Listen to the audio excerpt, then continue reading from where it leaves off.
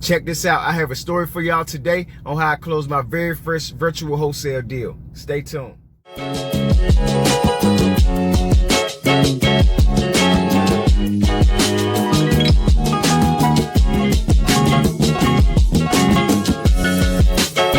So it's your boy Sean Jones with 10 Place Deals, man. I'm out.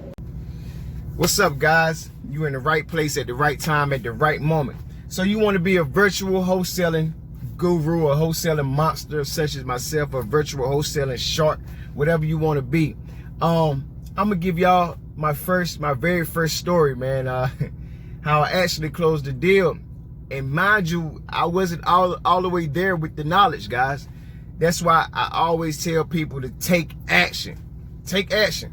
Because once you start taking action, your atmosphere gonna put it in play, put it in motion. It's gonna bring it to life. You know what I'm saying? So you gotta meet the atmosphere, the universe halfway, then the universe gonna finish the way. Anyway, so long story short, I've been wholesaling, selling properties, virtually wholesaling for 14 months.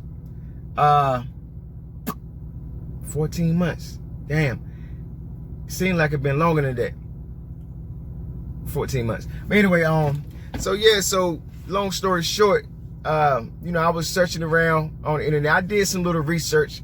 Mind you, I was doing music before I even found real estate. So I was doing music, you know what I'm saying? So real estate kind of breezed across my mind, and it was like a blur vision. So I hurried up and got off the laptop. Got off my I think I was on my keyboard or something, and got onto my laptop, and I started typing in real estate. Then wholesaling popped up. So I started doing some research on wholesaling, all the basics, driver for dollar, skip tracing, bandit sign. So I tried it for like a month, and nothing happened. You know what I'm saying? So I was like, but I kept feeding myself all this type of knowledge. Mind you, the whole time I'm coming up with my idea on how to create my own strategy at the same time, because I'm very creative. All right, so and I was like, you know what? You know, this is not working. Driving for dollars not working. I'm spending more money than I'm making. You know what I'm saying? I wasn't making no money with the basic. I call it the basic driving for dollars. That's the basic stuff. So I wasn't making no money. So I started, you know, I got back to the house, man. I was like, you know what? I'm fed up. So I stayed up all night, man. It been many nights. I stayed up and tried to figure out how to do this thing the easy way. And lo and behold, it came and it clicked in my mind like, wow, I have a strategy. So I started utilizing my strategy, not knowing that it was going to work and make me, you know, who I am today. So yeah, like, so I started utilizing my strategy, and I closed my first deal, right? So I'm gonna tell you about the first deal. All right, so I was calling around, because I was good with cold calling. I still am. So I was good with cold calling. Cold calling was my thing. So I'm calling around. Mind you, these properties and these sellers are not in the same city and state that I'm in. You know, I was in Atlanta, Georgia during that time. I was calling around in North Carolina, being that I'm from North Carolina. So I started doing that, and I got a fish on the hook. So this guy was like, you know, yeah, you sure you want to buy it? I said, yeah, I want to buy it. Not knowing that, you know, I wasn't going to use my own funds. I knew that, but he didn't know that. So, you know, so I sent him over a contract, which is an assignable contract, my purchase and sale agreement, my famous contract, right? So once I sent that over, and then he sent me a signed copy back. So I was like, oh my God. So now I got a signed contract. It's time to get the money. So long story short, you know, I started marketing that property. And once I started marketing this property, it was in Fayetteville, North Carolina. This guy hit me up. He was like, man, I'm interested in the property. What's the least you'll take?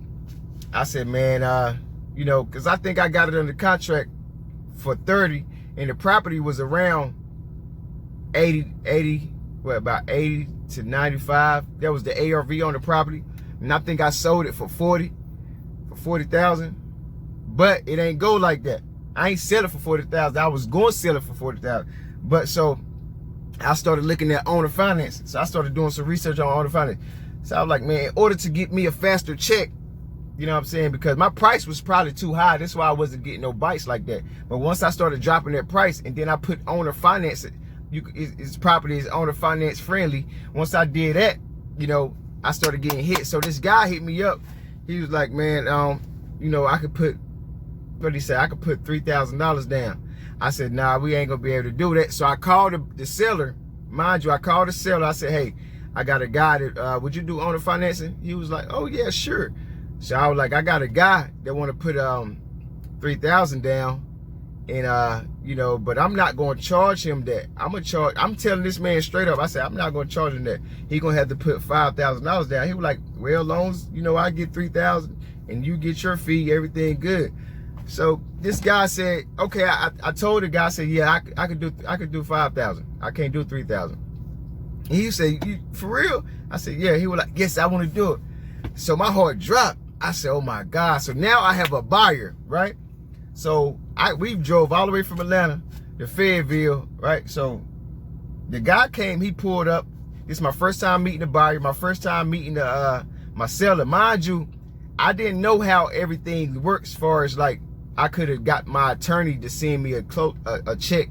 I could have got a closing attorney to send me a check, but I ain't know that much then. So I was like, man, I'm about to drive. So me and my wife, we drove down there to Fayetteville, or down here. And long story short, the guy, he pulls up, you know, smelling like, you know, gas and everything. He was smelling like straight weed, some loud weed. So I'm like, wow, this dude, you know, I'm suaved up. You know, my seller looked like he just got finished painting. So, you know, we all three of us in the house, he looking around. So the whole time I got my piece of paper that state, I think I printed it, my wife printed it out for me. Like it was like a referral fee or something. But it had $2,000 on it. Like, you got to pay me this $2,000 in order to close this deal. So he walking around, so I'm like, man, my seller keep trying to talk to him. I'm like, man, please leave that man alone. Let that man do what he got to do to buy this house. You know what I'm saying? Don't be distracting the customers, man. What are you doing?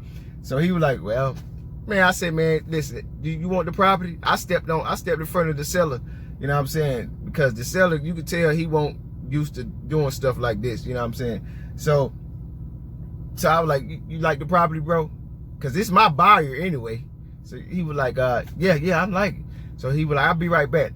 So me and the seller talking. I said, man, you gotta let the man look around the house, man.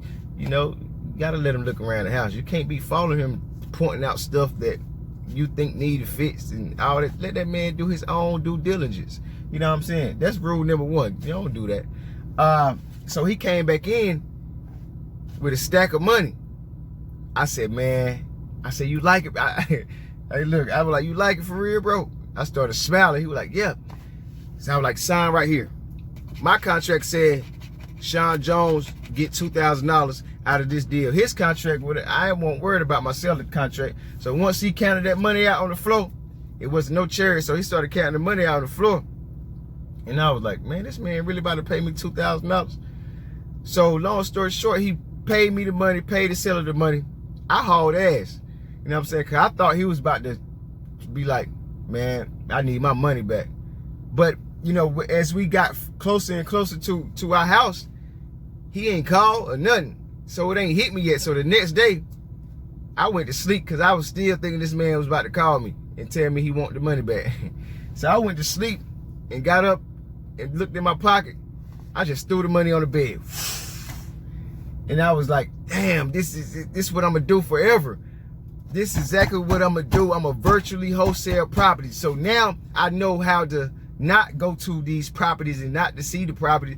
I don't have to see the buyer, the closing attorney, the property. I don't have to see nobody, nothing. Only thing I see is my checks. Now, I don't have to drive all across the world. But that was just a crazy story. Like I said, I'm going to hit y'all with these videos every day so y'all can know how my strategy work, so y'all can know how I'm going to teach y'all, so y'all can know how to get this money. Because it is a lot of money out here. And if you keep wasting your time, you're going to be looking like boo-boo the fool every time.